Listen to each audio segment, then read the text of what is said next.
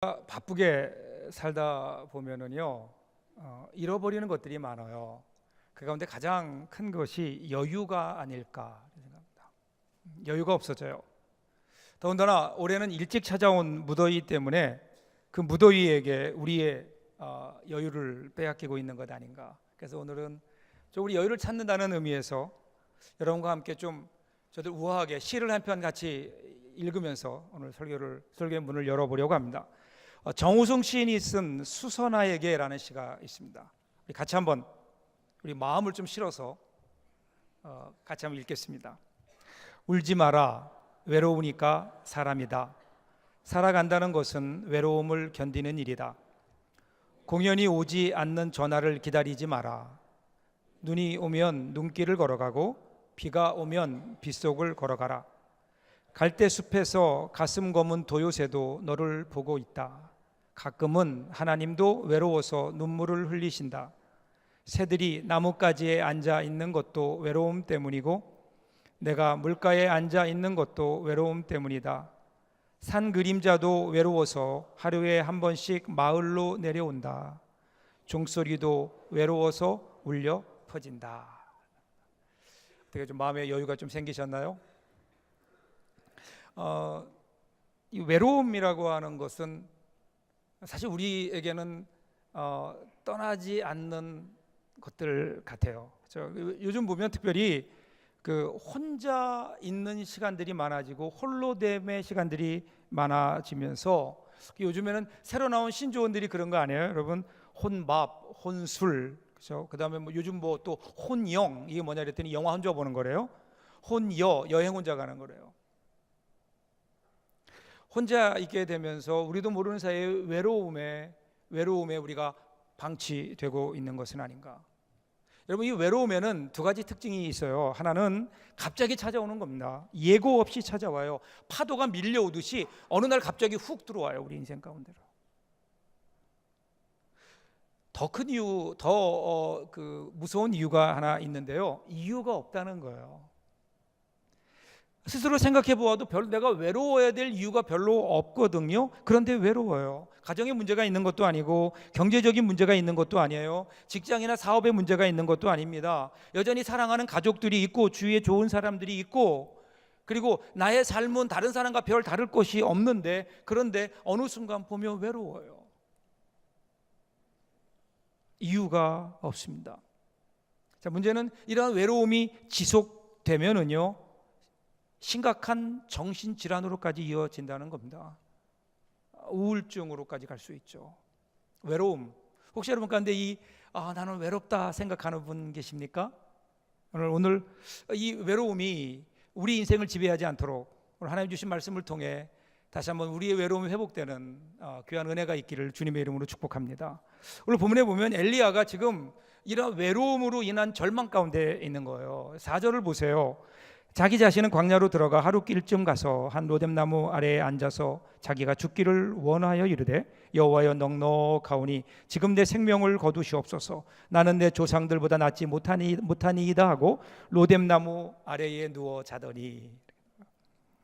지금 여러분 보세요. 삶의 의욕을 잃고 로뎀나무라고 하는 나무 그늘에 지금 누워있는, 시체처럼 누워있는 한 사람을 보십시오. 근데 이 사람이 누굽니까? 이 사람이 하나님의 사람 엘리야라는 겁니다. 엘리야가 갑자기 19장, 18장에 있다가 19장으로 바뀌면서 갑자기 엘리야가 지금 절망 가운데, 낙심 가운데 나는 죽는 편이 낫겠습니다, 이렇게 누워 있는 겁니다. 우리를 더 당황하게 하는 거는요, 엘리야가 이렇게 낙심하고 죽기를 바랄 정도로 탈진하고 낙심해야 될 이유를 우리는 성경을 통해서 찾지 못한다는 겁니다.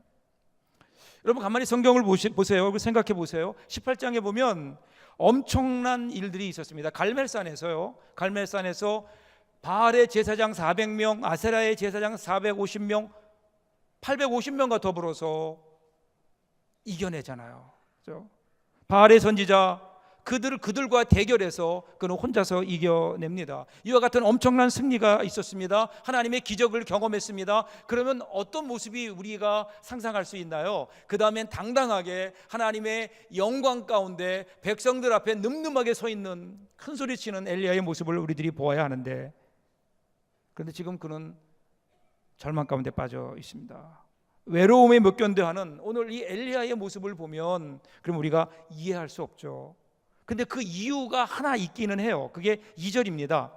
이세벨이 사신을 엘리야에게 보내어 이르되 내가 내일 이맘때에는 반드시 내 생명을 저 사람 중 한 사람의 생명과 같게 하리라. 그렇게 하지 아니하면 신들이 내게 벌 위에 벌을 내림이 마땅하니라 한지라. 갈멜산에서 그 엄청난 일들이 있었어요. 그것을 아합에게 전해 들은 왕비 이세벨이요, 이를 갈면서 엘리야 너 그냥 안 두겠다는 거예요. 너 죽이겠다는 거예요. 여러분, 그럴 수 있죠. 얼마나 분하겠어요. 자기가 시집와서 한 일이 뭐예요? 바알 신을 전파하는 것이었고 바알 신당을 세우는 것이었는데, 이제 자기의 성공이 목적이 눈앞에 와 있는데, 그런데 엘리야 한 사람분이 있어서 그게 무너졌다고요. 그러면 어떻게 해요? 당연히 이를 갈며 최후의 발악을 하는 거죠. 이것은 전혀 문제가 없어요. 근데 문제는 엘리야의 태도입니다.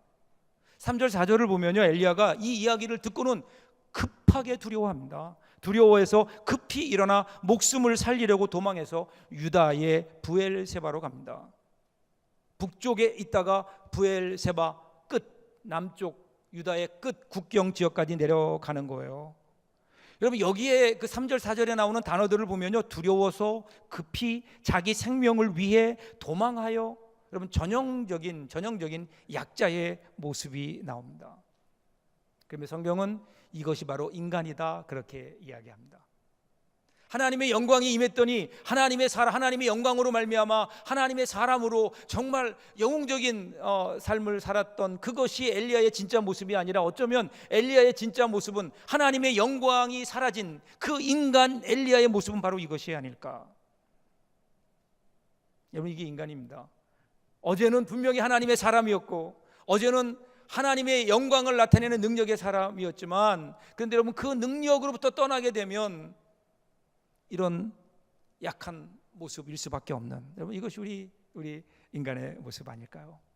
자, 그러면서 여러분, 여기에 하나님이 찾아오십니다. 하나님이 찾아오시면서 사실은 오늘 본문은 시작되는 거죠. 5절 6절 보세요. 로뎀나무 아래에 누워 자더니 천사가 그를 어루만지며 그에게 이르되 일어나서 먹으라 하는지라. 본즉 머리맡에 숯불에 구운 떡과 한 병 물이 있더라. 이에 먹고 마시고 다시 누웠더니.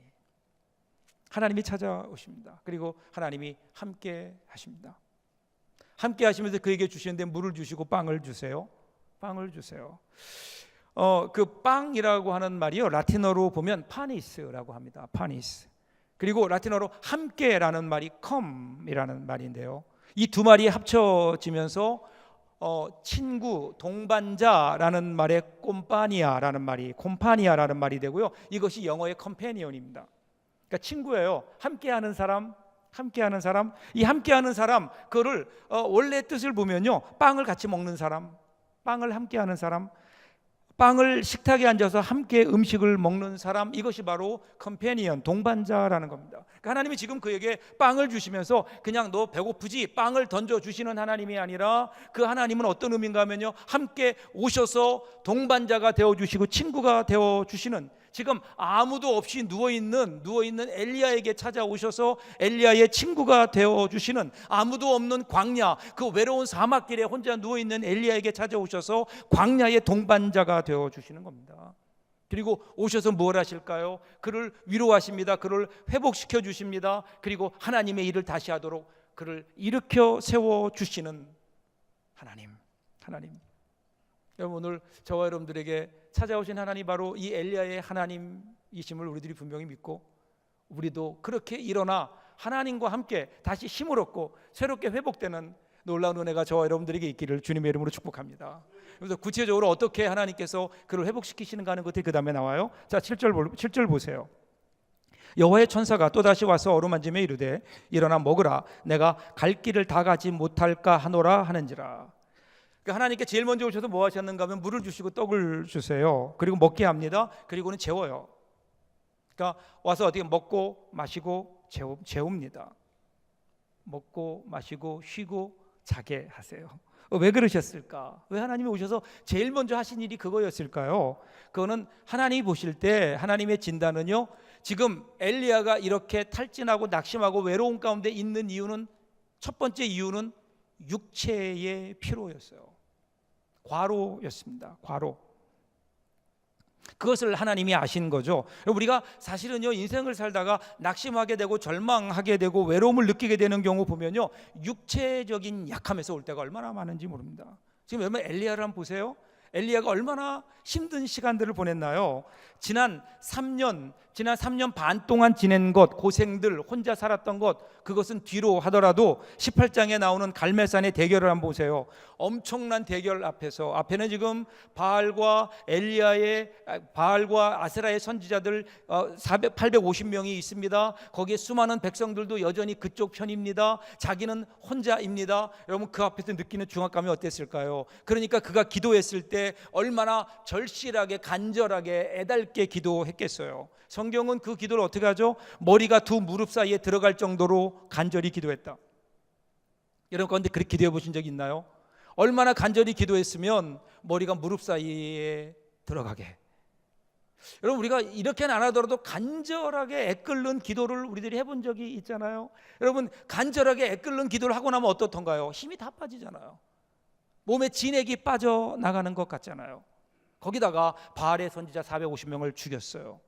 그리고 나서 비가 내리기 시작하니까 마차를 타고 먼저 출발한 아합 왕보다 먼저 가기 위해서 이스라엘에 뛰어가는데 장장 25km를 뛰어갑니다.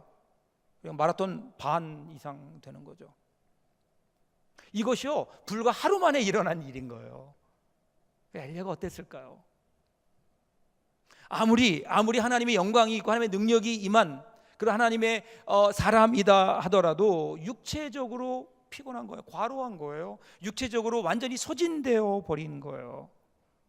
사람이요, 육체적인 힘이 소진되면은 더 이상 생각하거나 반응하기 싫어합니다.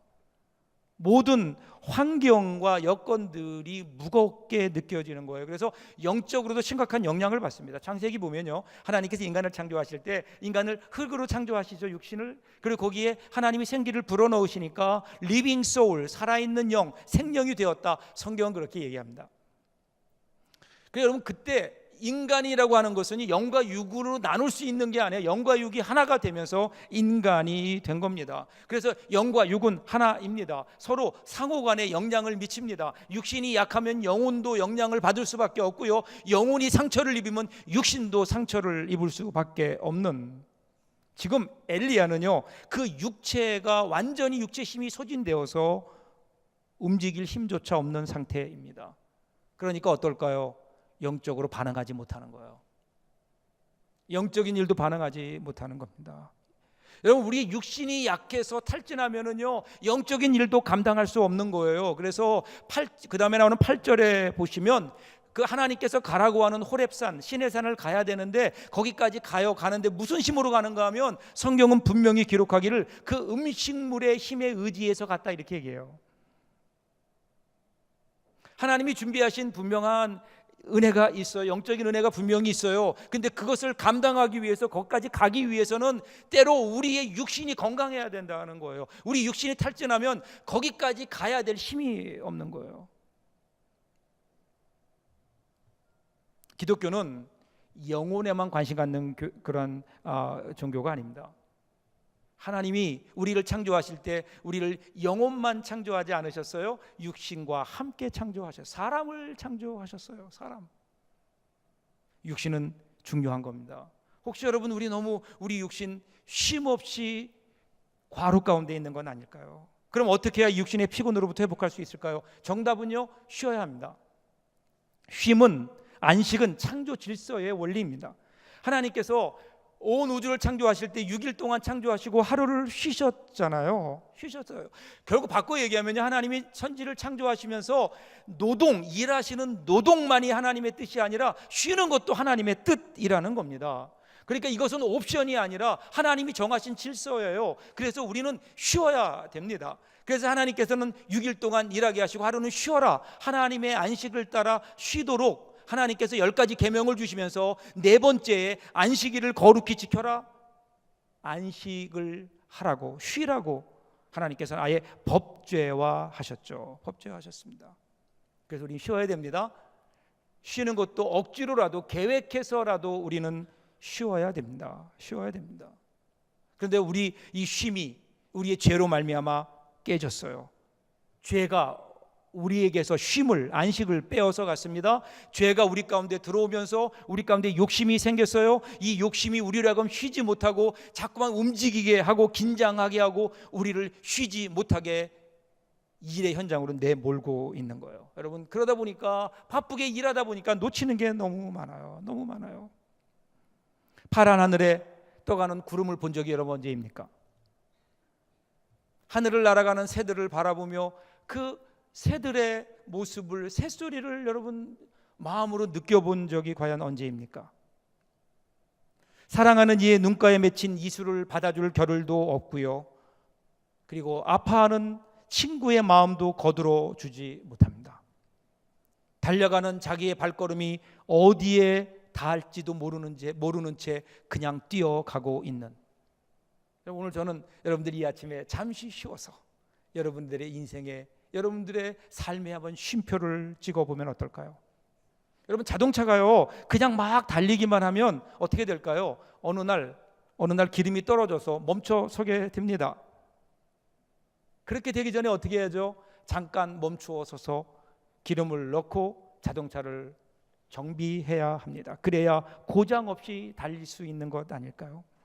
그러기에 오늘 하나님 우리를 하여금 잠깐 멈추게 하십니다. 그래서 오늘 거룩한 주일을 허락하시고 여러분 삶의 현장 속에 여러분을 빼어다가 이 자리에 있게 하신 것 아닐까요? 오늘 저와 여러분의 삶 속에 잠시 쉼표를 찍고 하나님이 주시는 안식을 맛보는, 하나님의 그 평안한 쉼을 누리는, 수고하고 무거운 짐진 자들아 다 내게로 오라, 내가 너희를 쉬게 하겠다고 하는 주님의 이 쉼이 여러분들에게 있기를 주님의 이름으로 축복합니다. 그래서 여러분, 쉼은요 억지로라도 쉬는 겁니다. 억지로라도 쉬는 겁니다. 죄가, 욕심이 우리를 주장하지 않도록 쉼을 갖는. 자, 이렇게 하나님께서 엘리야에게 찾아오셔서 먼저 그에게 쉬게 하시고, 그리고 몸의 육체를 회복하게 하신 하나님께서 그 다음 처방을 준비하십니다. 8절이에요. 이에 일어나 먹고 마시고 그 음식물의 힘을 의지하여 40주 40야를 가서 하나님의 산 호렙에 이르니라. 그렇게 회복된 다음에 하나님이 주신 미션이 있어요. 그건 뭐냐면 호렙산에 가라는 거예요. 호렙산은요 북쪽 이스라엘에서는 호렙산, 남쪽 유다에서는 시내산 그렇게 불러요. 이 산은 하나님께서 옛날 모세를 불러 출애굽의 사명을 주신 곳이고, 모세와 직접 대면해서 하나님과 이스라엘과 언약을 체결하고 그리고 계명을 주신 그곳이 바로 시내산이에요. 하나님께서 그곳에 계시는 겁니다. 그러면서 그곳을 부르시는 거예요. 거기서 하나님이 만나자는 거예요. 여러분, 하나님은 어디나 계시지만 하나님이 만나 주시는 곳은 하나님이 정한 곳이라는 겁니다. 우리가 그곳을 향해 나가야 되는 거죠. 그래서 오늘 여러분 이 자리에 나온 이유가 뭘까요? 하나님은 어디나 계시지만 오늘 하나님께서 이곳에 계시며 여러분과 만나 주시겠다고 여러분을 불러주신 오늘 이 시대의 호렙산이 바로 오늘 여러분이 앉아있는 그 자리 아닐까요? 오늘 이 하나님 만났으면 좋겠어요. 그리고 하나님이 뭐라고 하세요? 말을 거세요. 9절 보세요. 엘리야가 그곳 굴에 들어가 거기 머물더니 여호와의 말씀이 그에게 임하여 이르시되 엘리야야 내가 어찌하여 여기 있느냐. 드디어 하나님 물으시는 거예요. 물으니까 거기에 엘리야가 대답하네요. 10절 보면 저가 대답하되 이렇게 나와요. 여러분 보세요. 달라졌어요. 하나님이 말씀하시고 엘리야가 대답합니다. 이게 영적인 교제가 다시 이루어지는 거예요. 끊어졌던 하나님과의 영적인 교제가 다시 이루어지게 되는 겁니다. 여기에서 진정한 회복이 시작됩니다. 다시 소생하는 순간입니다. 소생하는 순간. 이를 위해서 하나님 앞에 홀로 서는 일이 우리에게 때로는 필요한 겁니다. 여러분, 이 외로움과 고독이라고 하는 것은 유사한 말 같은데 전혀 달라요. 외로움은 그냥 혼자 있는 거고요. 고독은 하나님과 함께 있는 겁니다. 신학자인 폴 틸리가 이런 얘기했어요. 외로움이란 혼자 있는 고통을 표현하는 말이고 고독은 혼자 있는 즐거움을 표현한 말이다. 이렇게 얘기해요. 여러분 예수님을 보세요. 예수님이 얼마나 바쁘게 인생을 사셨나요? 조금의 쉴 틈도 없이 예수님은 정말 바쁘게 삶을 사셨어요. 그럼에도 불구하고 예수님의 삶을 보면요, 여유가 있었어요. 그 여유는 어디에서 왔을까? 예수님은 그 바쁘신 와중에서도 새벽 미명에 혼자 있는, 하나님과 혼자 있는 고독의 시간을 매일 만드셨습니다.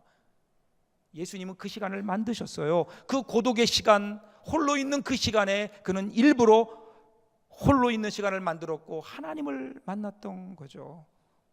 그 시간을 통해서 하나님을 만나고 하나님의 뜻을 알고 어떻게 살아야 할지 하나님의 음성을 들었던 겁니다. 고독의 시간은 하나님을 만나는 시간입니다. 사랑하는 여러분, 오늘 우리는 어떤가? 저와 여러분들에게는 외로움의 시간은 있을지 몰라도 혹시 우리에게 고독의 시간이 부족한 것은 아닌가? 여러분의 외로움을 고독으로 만들 수 있다면 얼마나 좋을까요? 여러분의 혼자 있는 시간을 그냥 외로움에 몸부림치는 그러한 시간들이 아니라 오히려 그 시간에 하나님을 만나는 그러한 귀한 시간으로 만들 수 있다면, 오늘 우리에게는요, 외로움의 시간은 있는데 고독의 시간은 없는 것 같아요. 그러다 보니까 어때요? 너무 바쁘게 살아요. 바쁘게 살다 보니까 하나님 앞에 설 시간도 없어요. 내가 어디에 있는지, 무엇하고 있는지. 우리 하나님께서 우리에게 네가 어디에 있느냐, 네가 어디에 있느냐라고 끊임없이 물어오시는데 그 질문조차 듣지 못한 채 우리는 우리의 길만 가고 있는 것은 아닌가? 여러분의 고독의 시간이 있길 바랍니다. 그래서 하나님은 부르시는 거예요. 호렙산으로 부르시는 거예요. 좀 만나자고. 너와 내가 1대1로 단 둘이만 좀 만나자고요. 그래서 엘리야를 부르신 하나님께서 오늘 우리를 부르십니다. 하나님 앞에 서십시오. 주님이 부르는 자리에 나가십시오. 외로움의 자리가 아니라 고독의 자리, 하나님을 만나는 자리. 그랬더니 하나님께서 뭐라고 말씀하세요? 엘리야가 왜 여기 있느냐 물으시니까 엘리야가 대답이 나오죠. 10절입니다. 그가 대답하되 내가 만군의 하나님 여호와께 열심히 유별하오니 이는 이스라엘 자손이 주의 언약을 버리고 주의 제단을 헐며 칼로 주의 선지자들을 죽였음이오며 오직 나만 남았거늘 그들이 내 생명을 찾아 빼앗으려 하나이다. 지금 주님의 질문과는 전혀 다른 대답을 하고 있어요. 주님은 네가 지금 어디에 있느냐 그런데 주님 일로 대답해요. 일로. 주님, 내가 주님을 위해서 이러이러한 일을 했습니다. 무슨 일을, 이런 일을 했습니다. 여러분, 이 짧은 문장 속에, 이 한 구절 속에 나라고 하는 단어가 3번이나 등장하는 거예요. 그러니까 엘리야는 지금 하나님과는 관계가 없는 거예요. 자기에게 관심이 있고요, 자기가 하는 일에만 관심이 있는 겁니다. 왜 그럴까요? 여러분, 엘리야의 사역을 보세요. 엘리야가 한 일이 정말 대단한 거 아닌가요? 그죠? 엘리야가 그 하나님의 명을 따라서 이제 내가 다시 말하기 전까지는 3년 반 동안 이곳에 비가 오지 않을 것이다, 이슬도 내리지 않을 것이다. 그리고 그리 시냇가로 갑니다. 그리 시냇가로 가서 앉았더니 앞에는 물이 흐르고 있고요, 그리고 때가 되면 까마귀가 고기를 물고 옵니다. 여러분, 기가 막힌 거 아니에요? 이런 사람이, 이런 역사가 어디 있었나요? 사르밧 과부의 집에 가서 하나님이 또 그곳에서도 기적을 통해서 이렇게 살게 하시고요, 그 집 아들이 죽은 아들을 살려내는 역사도 있고요, 기도했더니 비가 오고요, 기도했더니 비가 그치고요, 그죠? 기도했더니 하늘에서 불이 내리고요. 뭐 이런, 여러분, 이 정말 엄청난 일들이 있는 겁니다. 그러면서 어쩌면 아마도 엘리야는 야, 내가 지금 대단한 일을 하고 있구나, 대단한 일을 하고 있구나. 내 이전에 다른 사람 신앙의 선진들 10조보다도 나는 엄청난 일을 하고 있구나, 나는 지금 대단한 일을 하고 있는 거야. 그러면서 어떤 기대를 했을까요? 이제 이 엄청난 일을 하니까, 과거에 그 누구도 하지 못했던 이 일을 내가 지금 하니까 어떻게 돼? 이제는 뭔가 변할 것이다 생각한 거예요. 그렇죠? 내가 이렇게 하나님의 일을 열심히 하고 이 엄청난 일들이 일어나니까 이제는 아합도 회개할 거야, 이세벨도 쫓겨날 거야, 그리고 아합을 따르던 많은 사람들이 다시 하나님께로 돌아올 거야, 하나님이 기뻐하시는 나라가 될 거야, 그 뜻이 이루어질 것이라고 분명히 믿었는데 이게 웬일입니까? 전혀 그런 기미도 보이지 않는 겁니다. 분명히 불이 내렸음에도 불구하고, 바알의 제사장들을 다 죽였음에도 불구하고 여전히 이세벨의 기세는 등등한 거예요. 그러니까 지금 스스로 실패했구나 생각하는 거예요. 내가 한 모든 일은 실패다. 변하지 않는 현실 앞에 그는 좌절하고 마는 겁니다. 근데 그런가요? 정말 엘리야가 실패한 건가요? 내가 원하는 대로, 내 뜻대로 내 인생이 되지 않으면 그 인생은 실패한 인생인가요? 아니잖아요. 여러분, 나중에 보시면 알지만 여전히 하나님의 역사는 진행되고 있었어요. 근데 엘리야는 자기 뜻대로 되지 않았다고 낙심하며 좌절을 하고 있습니다. 혹시 오늘 우리 가운데 이런 모습이 있는 것은 아닌가? 어느 동물 농장에요, 수탉 한 마리가 있었다 그래요. 수탉. 이 수탉이 하는 일은 뭐냐면 매일 아침이 되면 그 축사 지붕 꼭대기 위에 올라가서 꼬끼요라고 이제 우는 거예요. 몇 번 울고 보면 희한하게도 해가 뜨는 거예요. 해가 뜨는 겁니다. 이것이 반복되다 보니까 수탉이 이런 착각을 하게 됐나요? 아, 내가 울어야 해가 뜨는구나. 그래서 그 다음부터는 정말 목청을 높여서, 왜냐하면 자기가 울어야 해가 뜨니까 올라가서 꼬끼요라고 외치면 해가 쫙 뜨는 거예요. 얼마나 좋았을까요? 아, 내가 지금 엄청난 일을 하고 있구나. 내가 울지 않으면 해가 안 뜨는구나. 그러면서 어느 날 갑자기 마음속에 부담이 되는 거예요. 이러다가 내가 아프면 어떡하지?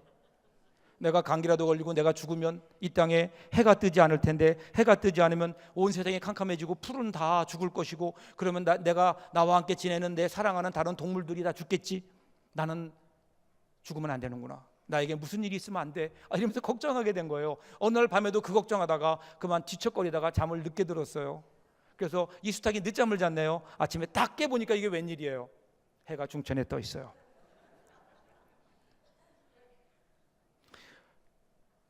나가보니까 다른 농장들이 자기가 울든 안 울든 상관없이 해는 떴고 모든 동물들은 자기의 삶을 살고 있는 거예요.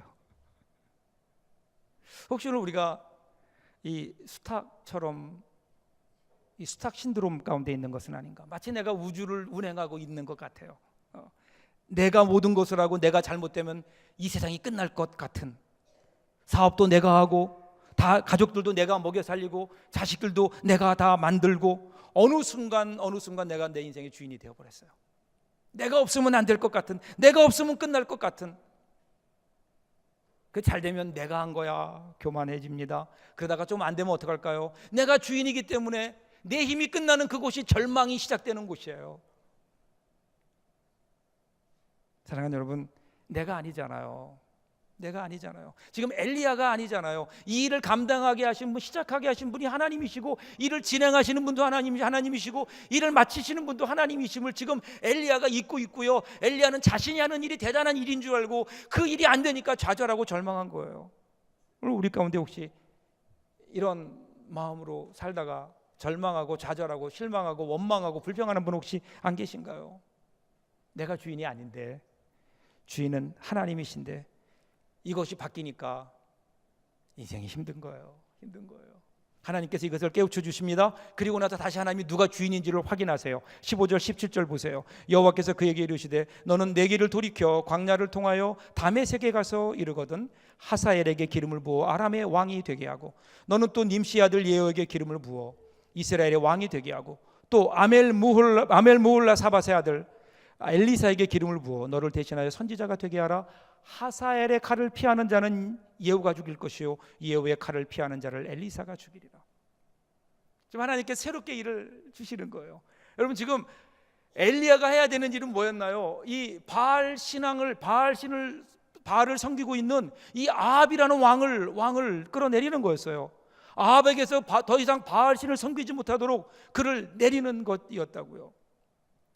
근데 그 일이 안 되니까 지금 좌절해 있는데 하나님께서는 지금 플랜 B를 말씀해 주시는 거예요.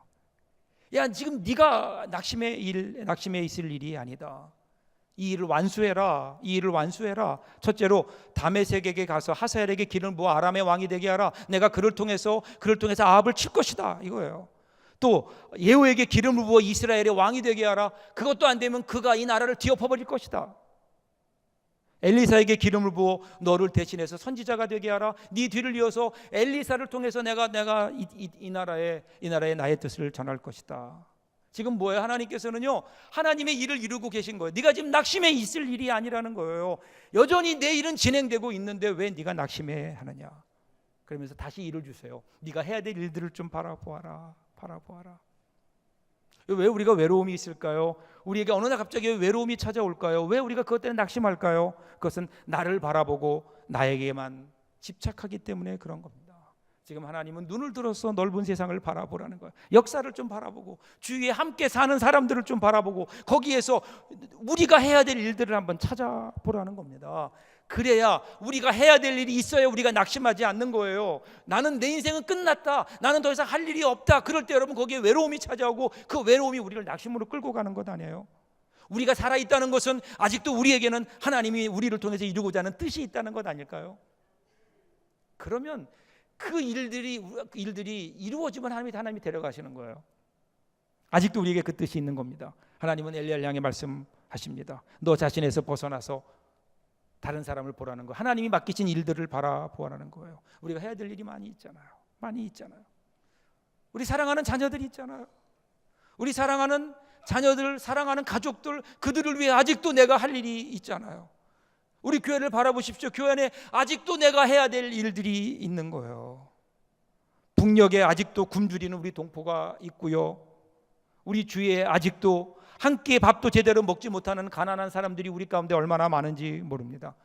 우리의 도움을 기다리고 있는 외국에서 온 이주 노동자들이 여러분 우리 주위에 얼마나 많은 줄 아십니까? 우리가 해야 될 일을 하나님께서 우리에게 이런 모양 저런 모양으로 다 보여주시는데 오늘 우리는 왜 나만 바라보며 왜 좌절하고 있습니까? 이들을 바라본다면 우리가 언제 외로워할 때가 있을까요? 사랑하는 여러분, 오늘 하나님은요 엘리야에게 물으셨어요. 엘리야야, 네가 어찌하여 여기 있느냐? 영어로 여러분 그러니까 How are you? 이렇게 묻지 않으셨어요. 너 어떻게 지내니? 이렇게 물으신 게 아니라 Where are you? 이렇게 물으셨어요. 너 어디 있느냐? 오늘 하나님은 여러분에게 똑같이 물으세요. 어디 있냐고요? 여러분의 지금 자리는 어디입니까? 같은 질문을 던지십니다. 네가 어찌하여 여기 있느냐? 지금 네가 앉아있는 자리는 어떤 자리이냐? 좌절에 있나요? 낙심에 있나요? 여러분 외로움 가운데 있나요? 원망하며 불평하며 살고 있나요? 하나님 말씀하세요. 그곳은 너희가 있을 자리가 아니라고요. 오셔서 우리를 끌어내십니다. 호렙으로 가자고요. 그리고 우리에게 보여주십니다. 우리가 해야 될 일을 보여주십니다. 여러분 그 하나님의 음성을 따라 여러분들이 해야 될 그 사명들을 바라보십시오. 힘이 날 겁니다. 하나님 우리를 그곳으로 보내십니다. 그래서 우리의 남은 삶은 낙심과 좌절과 절망 가운데 살아가는 삶이 아니라 소망과 사명과 능력의 자리가 되어서 하나님께 영광 돌리며 살아가는 저와 여러분 될 수 있다면 얼마나 좋을까요? 그런 은혜가 이번 한 주간 동안 여러분에게 펼쳐지기를 주님의 이름으로 축복합니다. 기도하겠습니다.